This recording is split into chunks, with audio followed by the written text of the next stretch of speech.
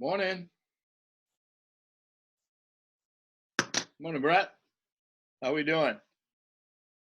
Go ahead and unmute yourself. We can talk a little bit while everybody else join in.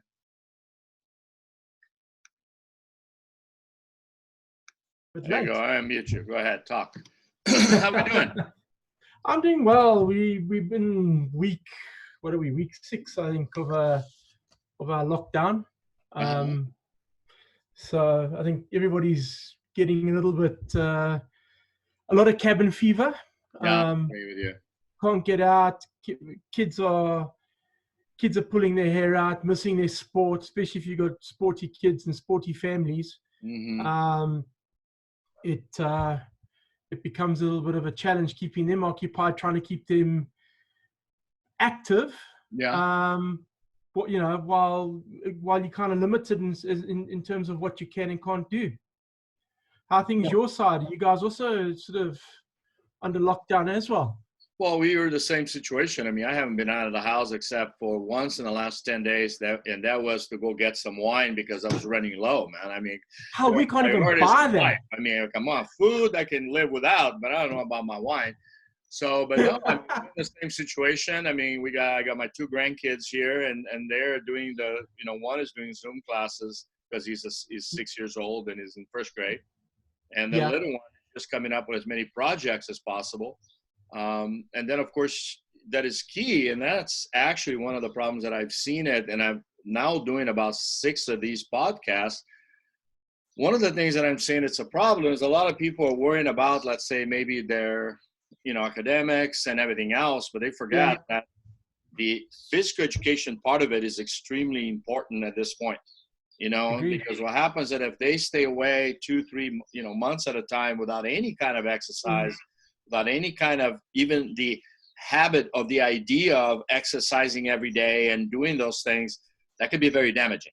It could be very damaging coming right back to it, and then all of a sudden it's like you lose that day-to-day kind of business. It's like we talk about basketball players, we talk about the football players, the pros I'm talking about.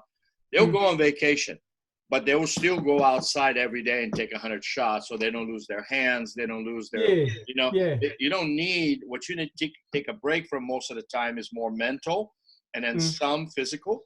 But, there are certain things you don't want to lose. I mean, and then because of this situation, a lot of people are kind of forgetting that. And there are a lot of exercises that we can do at home, including, and I will tell you some today about passing and shooting, that you can actually can be done at home. What we miss in the water is actually the swimming and conditioning part of it. But what you can actually do some great things for arm speed, for arm strength, wrist, forearm. And we will be talking about some of those things today, and hopefully that will help. I'm in contact with a lot of guys around the world, and we discuss these things. We don't want to just put out there something that's good for, let's say, for the general population. We want it to be water polo, driven, water polo specific. It has to be sport driven. We see a lot of stuff out there and that's good. I mean, if you're doing something, it's always good. You can do 100%. Yoga, you can do, cardiovascular, whatever. It doesn't matter. TRXs. I mean, there's so many different things that people are doing out there. But I think it has to be a little more specific to the sport. Agreed. And that's what we're going to try to do, in a couple minutes here.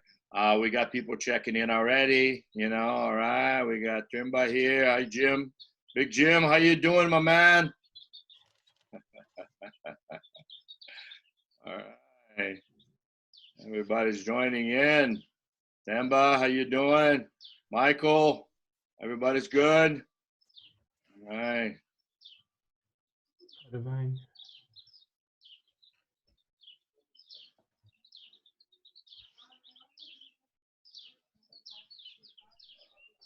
We got a few more minutes here.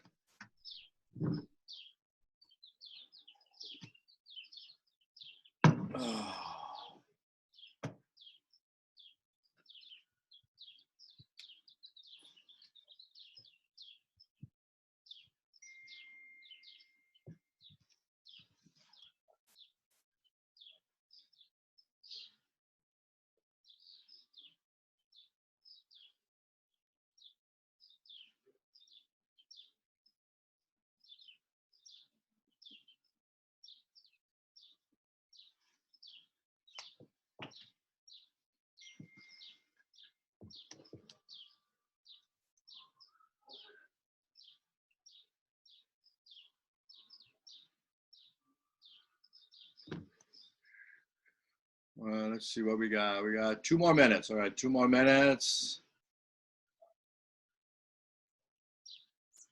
All right.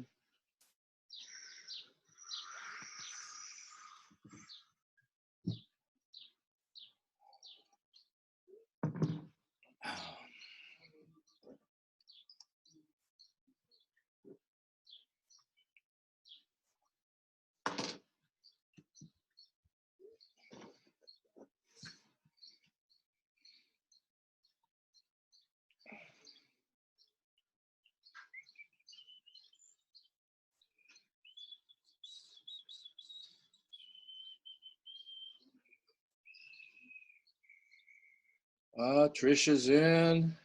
Paolo's in. All right. Kari is in.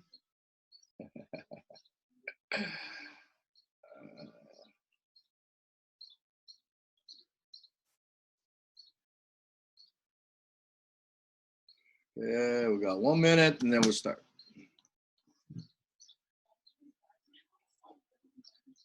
And again, before we start, about a minute before, I took away the like I said, the half an hour stuff. So, we'll talk as long as I feel we get the point across and then to move on. I don't want to have to stop in the middle of something because we're running out of time. So I took away the limit of time. So like I said, we can go anywhere between 30, 45, 50 minutes. No big deal. I just want to make sure I cover everything that we get to cover. And then, like I said, I just don't want to shorten anybody up. And I want to make sure everybody gets all the points across. All right. All right, let's get started. And everybody else, can join in as they go along. So a lot of you guys asked me last week, one of the things all the coaches asked me to do is that if I could do more things instead of just a game analysis of offense and defense, but a little bit more passing under pressure, shooting, because when it comes down to, that's really what it's all about, right? You can have the best tactics in the world. And if you can't pass the ball and if you can't score the ball, if you can't get open, if you can't make the pass when somebody's all over you, if you can't do these things, then you're not going to be effective. And, one of the things that I find, I've been, this is my 50th year in water polo, and that is that coaching at the high level and been playing at the high level for 50 years. I'm going to tell you this, the biggest difference that I see is not necessarily of the quality of the players, is the execution of the players. I find high school players that have the same quality physically than a college player, and a college player that has the same quality as a national individual, like Olympic player. So what's the difference? The difference is not physical. Okay, so the physical part of it, come on, most of you guys are high school coaches. All of us have coached high school at one time or another in our lifetime. We got high school guys that can go at 46 or 47 and 100 free. We got high school guys that can bench press 300 pounds. Well, there's guys in the Olympic team that do not go 46 and 100 free and cannot bench 300 pounds. So what's the difference, right? So it's one of the reasons that through my whole career, I obviously the physical part of it is extremely important, but I always concentrated a lot more on the technical aspect of things, the technical aspects of the how. So I wrote in here, and I know you can't see it, it's more for me. What I wrote here is 3 things. That's the what, the why, and the how. Everybody knows the what. I hear this all the time. I hear, hundreds of coaches that I do talks with, and I hear they're like, well, Rico, we have to be able to pass the ball under pressure. Rico, we have to be able to do this. We have to be. Everybody knows it.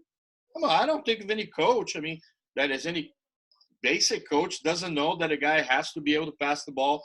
He has to be able to use his legs. He has to be able to follow through. So the what is very much out there.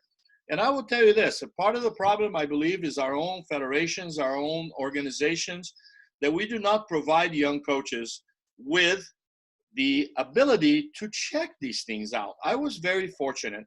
There's somebody in this call that actually is an expert in biomechanics and is an expert in shooting and passing too, has written some great material. And we are absolutely great friends. We're over 40 years.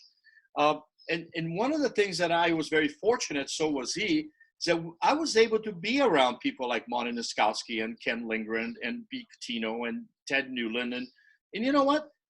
Back in the days in the 70s when I was trying to become a good coach, I would be able to go to all these workouts because workouts were open for everybody. they were very good at, let's say, sharing their information.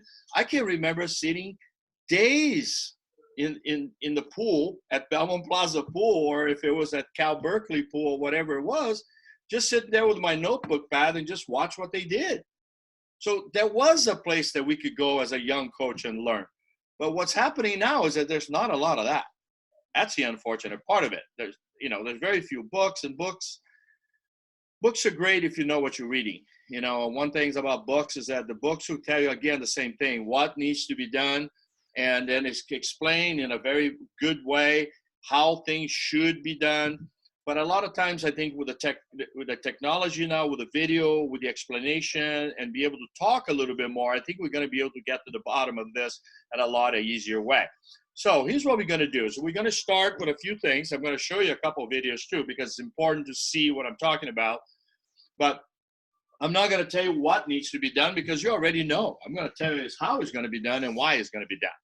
Okay, so those are the things we're going to work on. Okay, when we are talking about passing, we have to talk about historically what passing is. And people say, what are you talking about? I mean, passing? No, it isn't, because, it's like football. Football back in the 30s, there wasn't any passing. The game was basically option play and pitch this way, pitch that way, and there was no overhead throws. Well, guess what? Water polo is the same way. Water polo until about 1928, 1932, it was not thrown the ball. Most of it was you swam with the ball, and as you got inside that 6 to 8 meters, you then threw the ball. You didn't pass the ball. That's the difference. We're going to talk about that. They threw the ball towards the guy in the water, and that person would either sweep the ball into the goal, or if it was a little bit higher, they would tip it in the goal, or if they pick it up, throw it in the water, they'll pick it up usually from very near, somewhere inside 6 yards, 6 meters, and then they'll shoot the ball. There's a couple of reasons for that. The ball was made out of leather. And after that first period, I played with that ball, trust me. After the first period, it weighed about 3 pounds, and it was very hard to throw the ball no matter how strong you were. Okay, and it was red, and it was ugly. And I remember being the young guy on the national team, I had to put Vaseline in all the different places of suture, so then the ball would not get so much water, and I'm going to be showing some of that. And then in 1928, of course, Bela Komjati from Hungary created the dry pass, and from that point on, that's where passing started to become important. So I'm going to show you a quick video now, and some of you might have seen this video before, but I think it shows what we're talking about.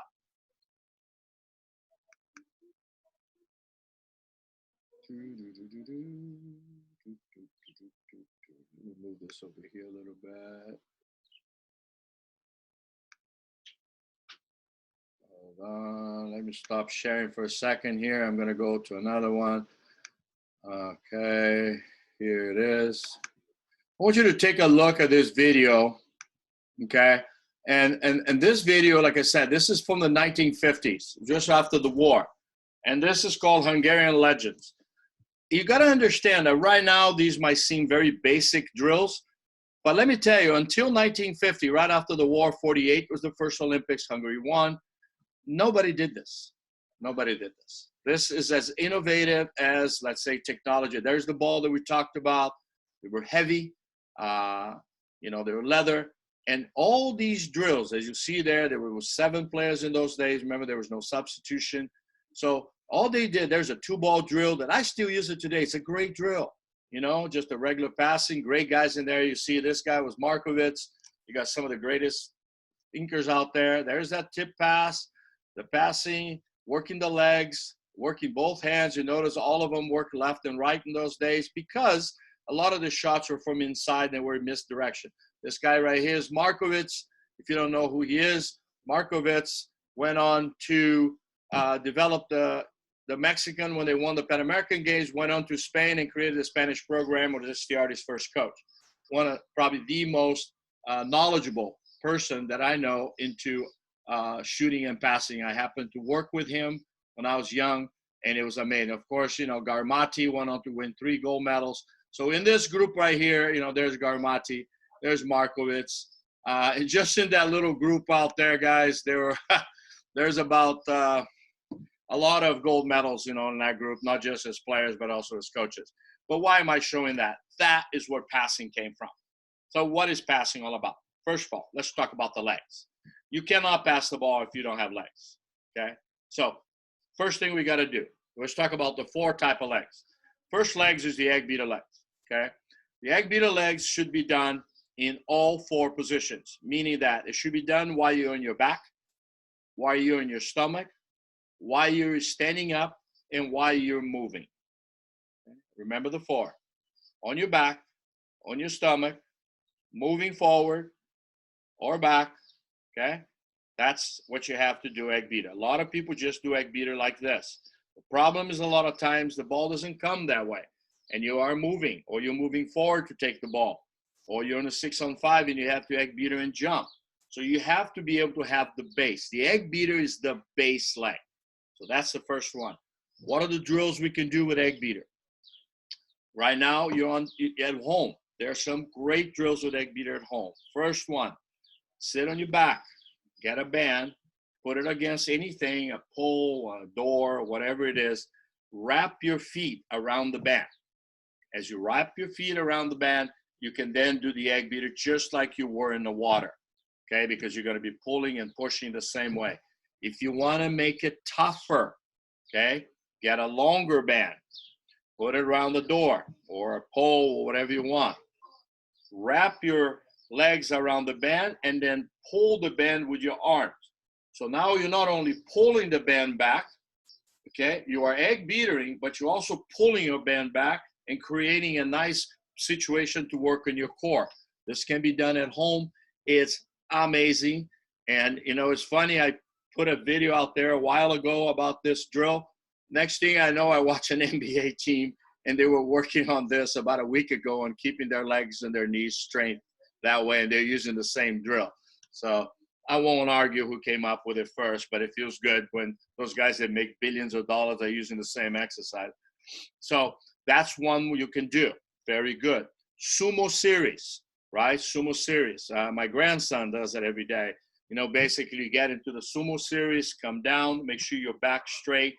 And then what you do is you basically just go to one side and then the other. And then as you do, you bend just a little bit. Again, that's going to work your legs. It's going to work your knees. It's going to work your thighs. And then as you put both of them back on your feet, you're just basically rocking back and forth to work a little bit of the gluteus and also the lower back. These are excellent exercises for egg beater. There's another couple very good ones you can do sitting on the Swiss ball. You can sit on the Swiss ball, put your leg on the Swiss ball, find a wall.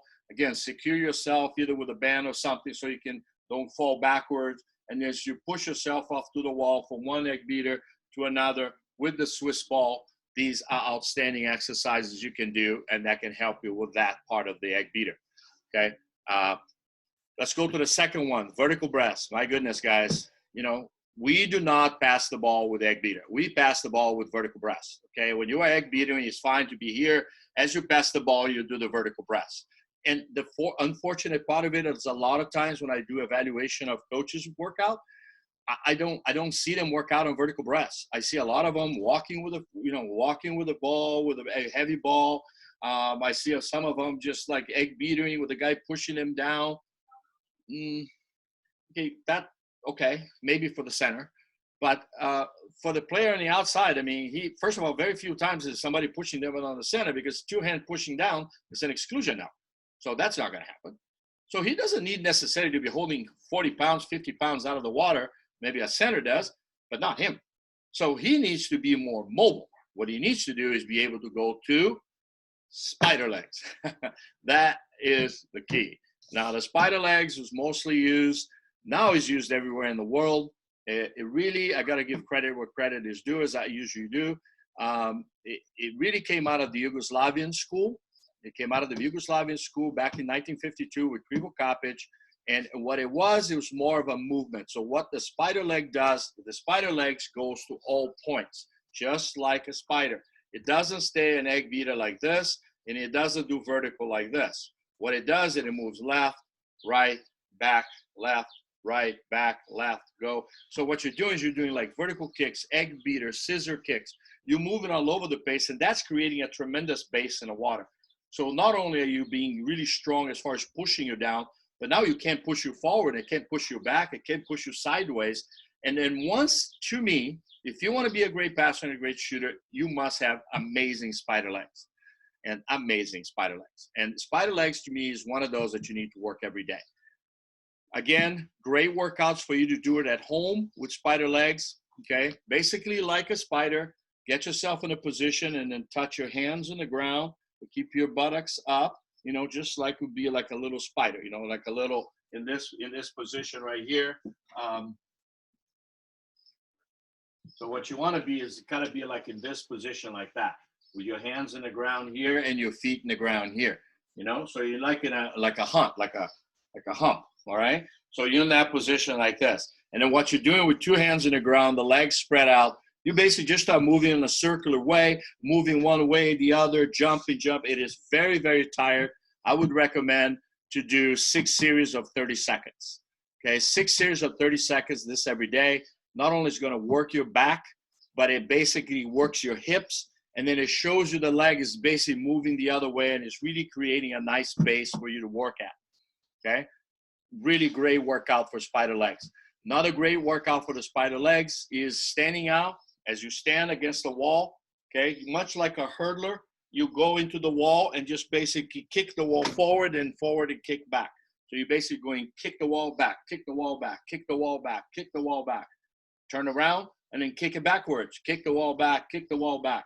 Extend the legs. That's the important thing that you have to do when you become a great passer and a shooter. You have to continue to extend the leg. The leg just can't be doing this. This is good for dancing, guys. This is great for dancing. But, you know, when we come down to extend, you got to extend the legs.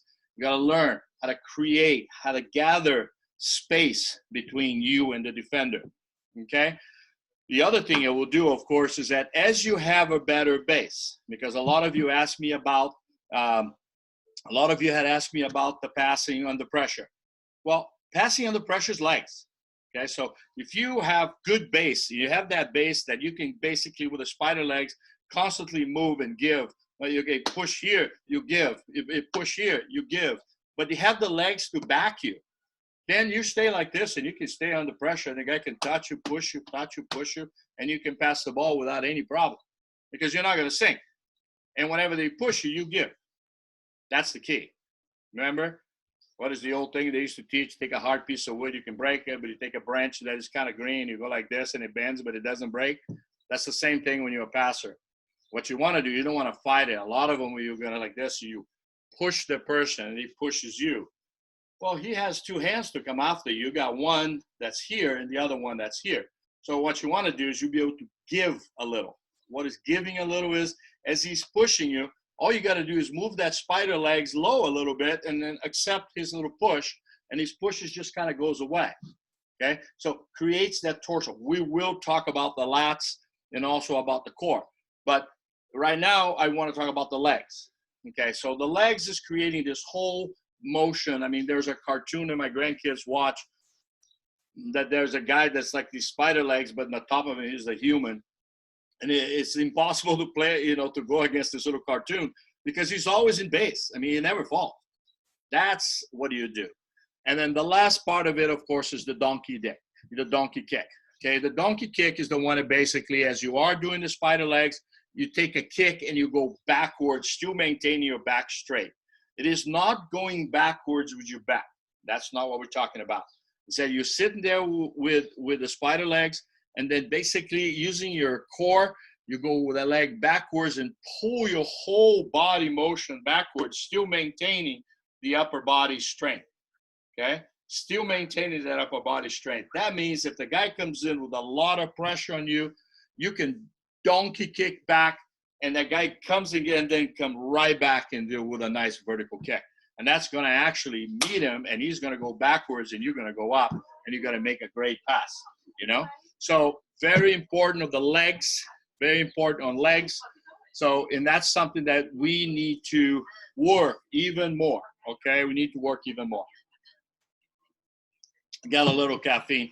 All right, let's take a look at one. I want to show this one video here. And what it is, I think it's right here. Let me see.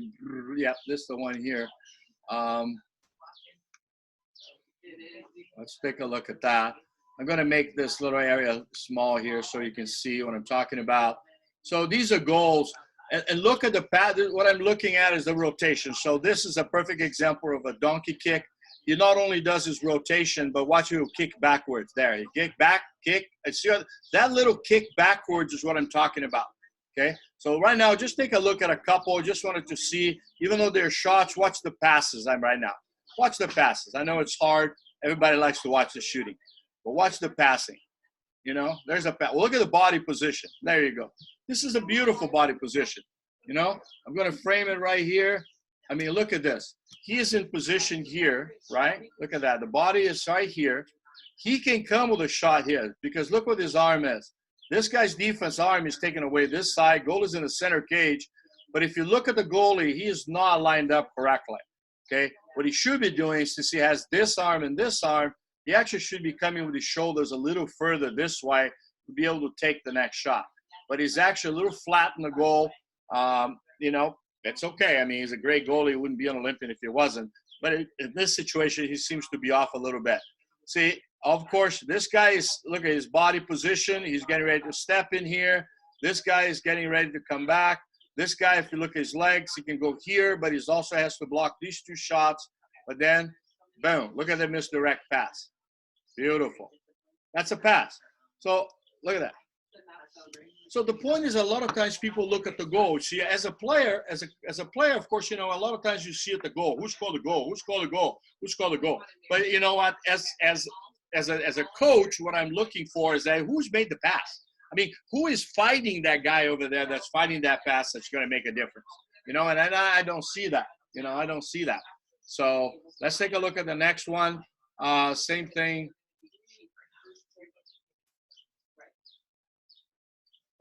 Let's look at the same situation here. Watch the passes. Okay. One thing that I like about it, if you look in this one, I'm going to stop on the pass. Okay. Okay. This is Udovicic. You know, he was a great player. He stopped playing after 2008. You know, defender. You know, Varanja played at Recco, played in a lot of places. Excellent player. Great wrist thing. But if you look at the passing, because now I'm going to talk with you guys. We talked about the legs.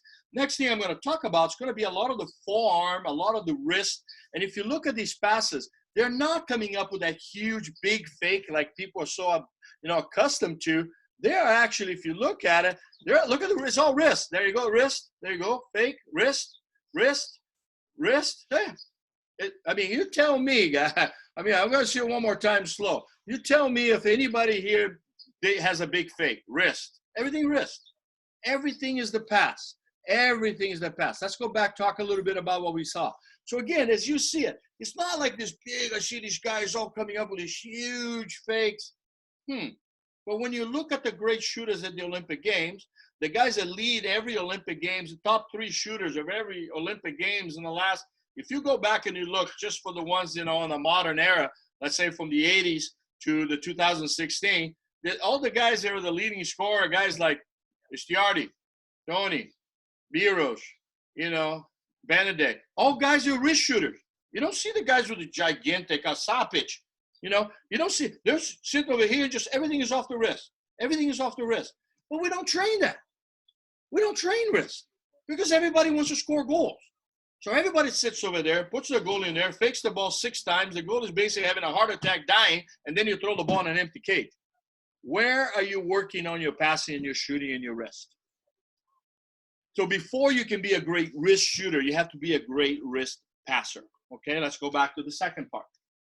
So now we got the legs down the line, but then how do we become a wrist passer? I mean, what's in the wrist? You know, what's in the wrist? You know, so when you look at the shot, you have, you know, if you want to go into the biomechanic part of it, you got your hands, your wrists, your flexors, your forearm, your elbow, your bicep, tricep. You can go in there. I'm not going to bother you guys with this stuff. Most of you know. First thing, hand. Hand. How do you do hand exercises? Squeezing things is great. Pushing things is great, right? Bands between fingers is great, okay? Squeeze, you know, those type of things. You have to have strong hands. But you know how I like it? I like the water polo ball. Get a water polo ball and squeeze it. Squeeze it. Squeeze the water polo ball. Squeeze the water polo ball. Go into a wall. Bounce it. Bounce it high. Never bounce the ball around your head. Never. Okay, because this is a bad position. It's not working anything except your wrist. By raising it above your ear, by having your elbow above your ear, you're now working more flexor, and you're basically following through, and that's more realistic because that's how you would pass it in a water polo game. So have it up and then basically bounce it. Go to all points of release. So start low and then just go all the way across to all points of releases. As we know, there's 5 points of releases on passes. You must be able to pass from 1, 2, 3, 4, 5. So you have to be able to pass the ball from all 5 points. And as you do that, you basically what you're doing is you're following through and you're working your wrists and your hands first. As you do this, also go to your fingers. Just push with the fingers, okay? Just keep the fingers working. So against the wall. These is going to take care of your hands, okay? Coach, what about those rolling things that people do? Great. They're great wrist exercises. There are a ton of wrist exercises here. I don't worry too much about it. But remember earlier when I said to you, I like to be water polo specific. So I'll go to the hands right here, okay? And then bands in the, pulling the bands in, again, same thing, get a pull, get a door, follow through. Follow through. Keep it short. You don't need to have this whole thing and have the ball, the bands coming back quickly. No, short, come back, short, come back, short, come back. I want to work my forearm. I want to work my forearm. So everything I'm doing is I'm working either the inside or the outside flexors, but I'm constantly working on my flexors because you know what? When it comes down to, guys, let me tell you what this is good for. Look how good and strong I am to tell the stance because that's it.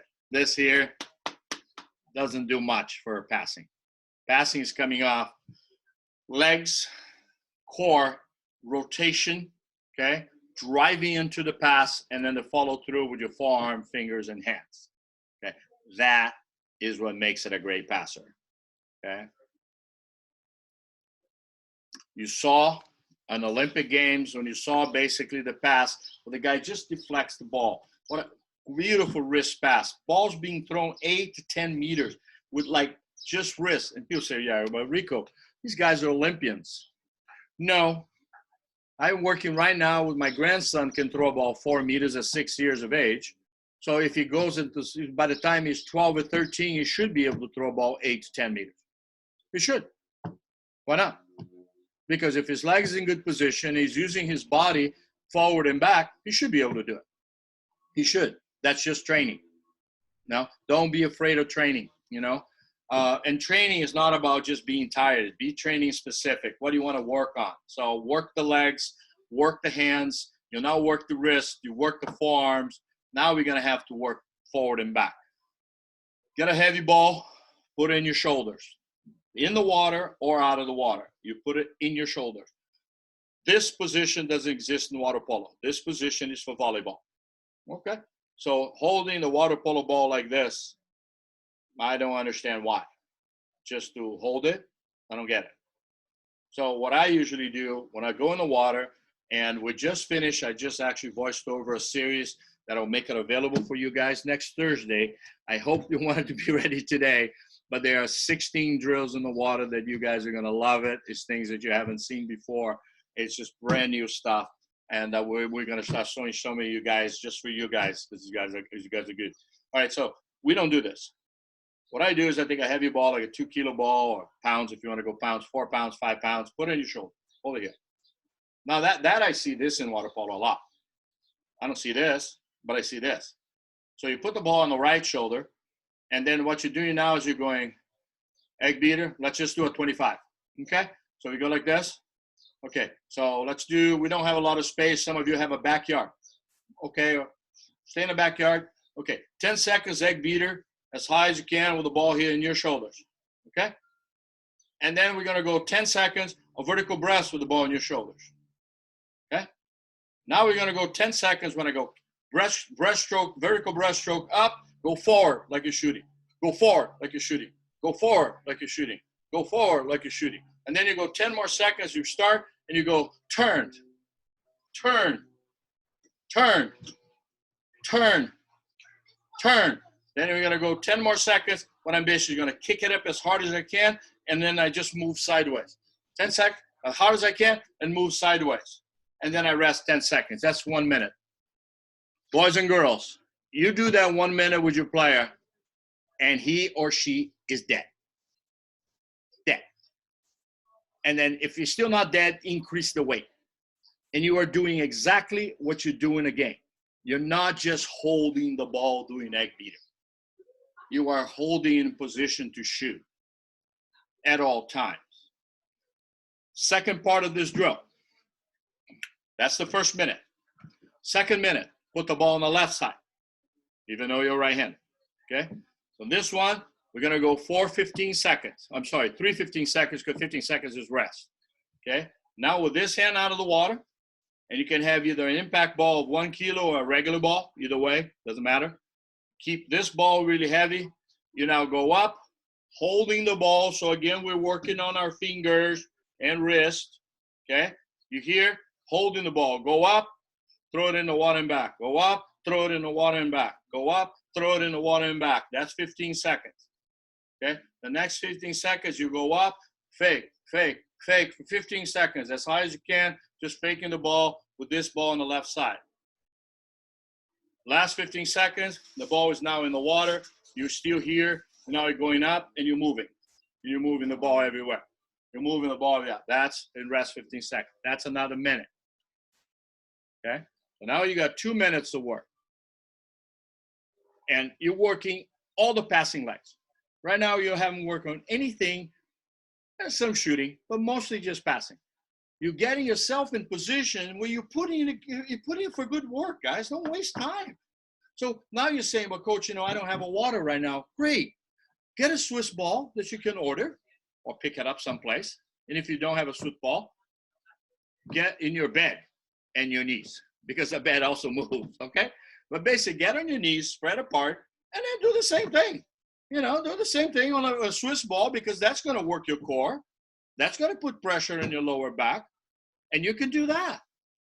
So again, there's always a way you can do it. There's always something you can do to simulate a situation, all right?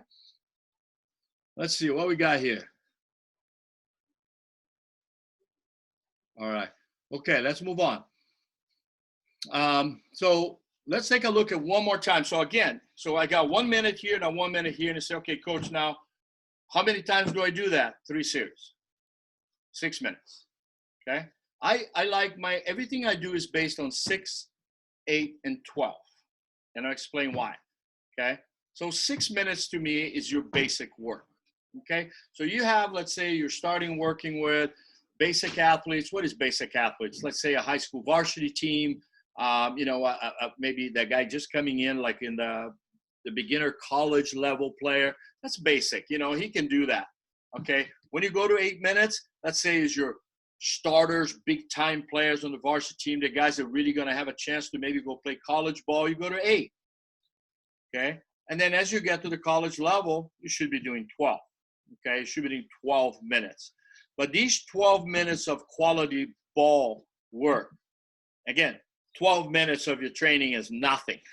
You can take that 12 minutes and put the player on the side over there if you want to. You can just put the player on the side over there in the corner of the pool doing all this work, and you're not wasting time. You can still be working on other things, and each player can work by itself. Okay? So now we're working that. Let's take a look at one more time. I want to see one more video here. Let's take a look at it. I think you've seen this one. That's not the one I want. Hold on. Let's move here. Oops. Yeah, I want this one here. All right. This is an Australia-Hungary game. What I want you to do is watch this situation. That's why I want to watch how ball handling is a key. Watch this situation right here. Okay? They're coming down. Game, it's first quarter, 0-0. Very, this is last year at World Championships. And if you look in here, it's very much, they were playing very, very tight. Look, everybody is guarding everybody. They're coming back. Pay attention because it's going to happen fast, all right? Here we go. Yeah. Look at it again. Pass. Steal the ball now. Okay. Forward and back. Again, my point. The point that I'm making here, guys, it's not about, to me, it's not about the shot. It's the idea of like the ball moving. Ball move forward, the guy goes to the ball, his legs is in right position, and then he just basically was that rotation that we've just been talking about. Because it's all it is. It's all about rotation. If you don't do enough rotation on your passing, you're not going to be a great shooter. I haven't even talked about shooting yet. I mean, because the passing to me is more important. Before you can be a great shooter, you got to be a great passer. You got to be able to understand what that ball is going to go to, how each finger is going to affect the ball. I mean, do you realize that? There was some work done by Jim years ago about how important the fingers are. I mean, do you come out of one finger, two fingers, three fingers, four fingers? How the ball comes out of your hand? A lot of people don't pay attention to that. I do.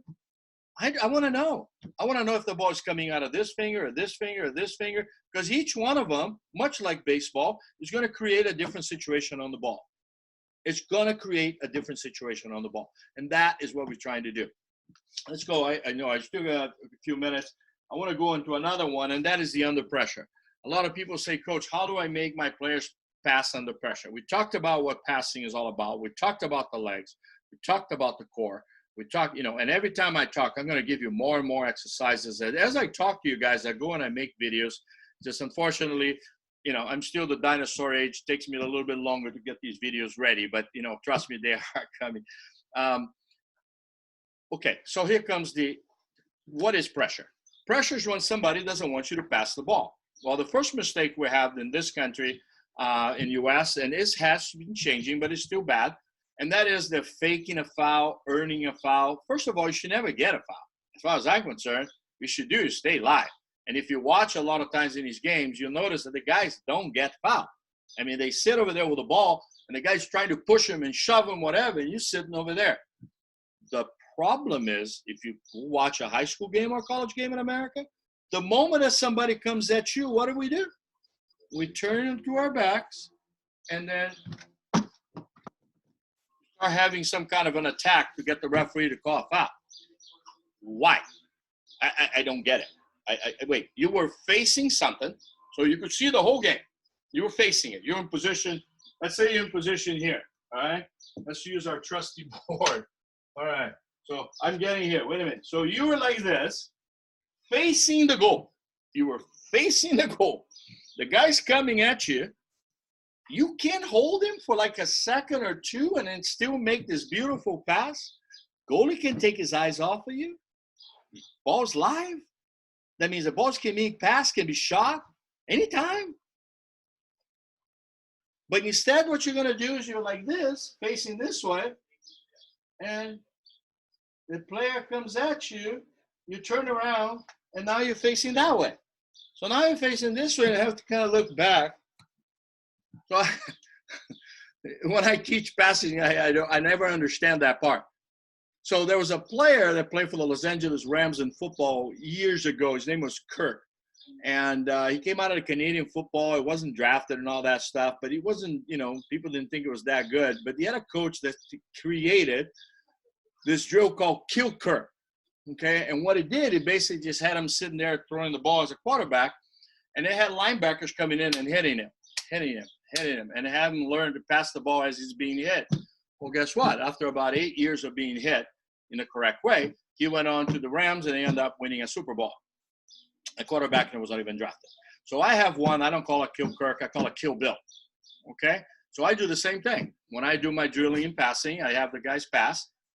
I always have three-man passing. I mean, like one guy's passing, the guy's in the middle, sitting over there, just shoving the guy. So he's passing with the other guy, and the guys are in front of him just shoving them. Shove with one hand, shove with the other hand, get behind him, shove him from behind, shove him from the side, shove him from the other side. So you have two guys. Okay? So you give a little rest because obviously this is physical. So you basically can go, okay, I do a count of 1, 2, and 3. 1 means one shove, pass. 2 means shove, shove again. 3, shove, shove, kill. All right. So now you're learning how to pass the ball with people pushing you, pushing that way, pushing from behind, doing all kinds of things to you just to kill Bill. You have them do it from the 2 position, the 3 position, the 4 position. Do not accept fouls, guys. When you are doing stuff in passing, do not accept a foul. I will not. I don't care. If they are 12 years old, 10 years old, you tell them. I prefer that you in the beginning, you make a bad pass, but you pass under pressure. We make too many excuses from our players. We say, well, give them a little give them a little distance. Why? You're going to get distance for him in the game? You're not. So you put the pressure on him. They have to come off the wrist better. Same thing. 2 guys. I always believe in buddy work. 2 guys, take a kickboard, stay behind. And he just sits there and put the ball behind. So he cannot bring the ball back. He's not going to hit anybody. But he can't bring the ball back because he hits the kickboard. So he's just passing from here. He just kick with a kickboard. It's like creating a wall behind it. Create a wall behind him. So he's always passing off the wrist. Okay? 3rd drill I do for under pressure. It's the same thing. 3 guys passing, 3 guys dunking. Dunk the guy as hard as you can. As he's still holding the ball because I want to work in his hand and wrist. Dunk him. He's here. Dunk him as hard as you can. He comes up, spray his eyes, and make the pass. You have to sight. You have to have vision. So you can't just come out of the water, first clean your face and tie your hat and adjust your hat and look and say, how's it going? And then make a pass. No, you have to go underwater, come up, and where's my passer? And I'll have the players always move a little bit, not too much, maybe about 3 to 6 feet. Okay? These are under pressure. These is passing under pressure. Now, that's how I do all my passing. Now, yesterday, Tony asked me to write for our coaching certification that I'm writing. That's going to be up in May. It's going to be free for all coaches. Just yesterday, I wrote 50 workouts of swimming and 75 workouts of passing. 75 workouts of passing. 75. So imagine how many different types of workout you can do with your passing. Be creative. God, I would just love to just be able to, wish we could just sit over here and just talk about it. There's some amazing passes out there. So I came up with 75. Of the 75 passes I created with, because I had to do it for all divisions, beginner, intermediate, and advanced, about 40 or 50% of it is all under pressure. Under pressure. Why would you, once the guy learned how to be able to throw the ball, that's it. From that point on, everything's pressure. I want to see pressure. I don't want anybody just throwing the ball. All right? All right. Yes, the workouts will do the same thing. Whenever I do the workout, I go 6, 8, 12 system. I'll say 6 minutes, 8 minutes, and 12 minutes.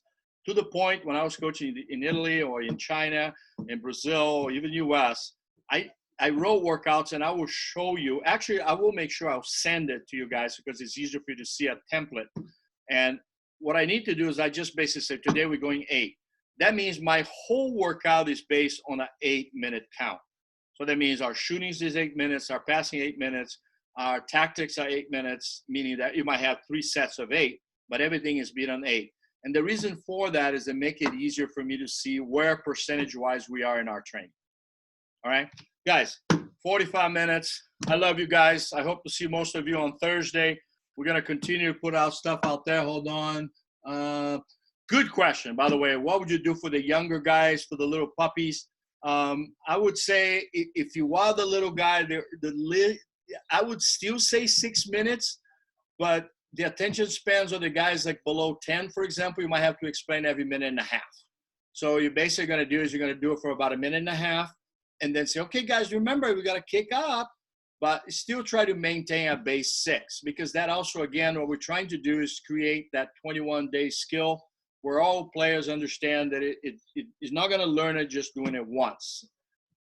Traditionally, we're told by biomechanics, by psychologists, by everything else, it takes about 21 days for something really to get in our heads and get into our bodies. They say that's why diets don't work because after 2 weeks, you only lost 1 pound and say, go back to drinking, you know? So everything should be based on that. So again, I would still do 6 minutes, but you're just going to have to explain it 3 times probably because the little guys, they do lose their concentration. But one thing I tell you, and I work with my own kids that turn out pretty good, I'm telling you this, treat even the young kids, you make it super fun, but maintain the same strength. Okay, maintain the 6, maintain under pressure, just make it fun. I was doing a drill with my 2 grandkids in the pool. We have a little pool in the backyard, and I put them on the noodles, right? I put them sitting down the noodles, right? And I got them to sit forward and really grab a hold of the noodles with one hand, and then we're basically trying to knock each other out of the noodles, you know. And then if we did, you come right back. My granddaughter's 3, my grandson is 6, and I'm 63 in a good day. So the bottom line is that we're still sitting over there in the pool, but it's amazing. All of a sudden, their little legs are kicking up to stay up. The little legs are kicking up, you know, their hands up and trying to push the other person. So again, even though they're younger, don't make it too easy, okay? Because kids will rise expectations. They will. But if you just say, well, he's so young. Well, okay, make it as fun as possible. Make it super fun. I mean, I remember when I was coaching 9-year-olds, we used to put little, you know, I used to go to the store and get those little heads of dragons and turtles and put it on top of the noodle. And I said, okay, guys, we're having a battle of animals now. If kids are having fun, they don't even realize they're working. But you still got to make them work. They need that structure. All right, guys, have a good day. Keep up the good work. Water polo rules, as I always say.